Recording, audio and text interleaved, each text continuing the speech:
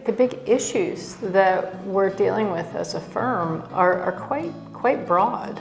You know, when I say, oh yes, I'm looking at you know, global climate change and infrastructure, it seems kind of like an impossible sort of Sisyphean task to figure out how to tackle that.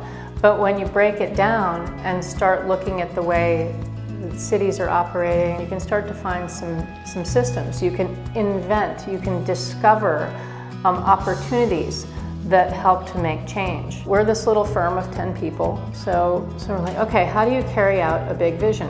When you start to think about smaller prototypes and how they're replicated hundreds or thousands or hundreds of thousands of times, then you start to have really a lot of power. The people that work here are eager to be involved in some of the most pressing issues facing society. We share our ideas with agencies, with larger firms, with our academic colleagues, with the idea that those systems will then be expanded upon and implemented at a larger scale. We were looking at infrastructure at a time when it really wasn't sexy. And one of the things that we've done over the last decade is to continue to develop these underutilized spaces to make public space.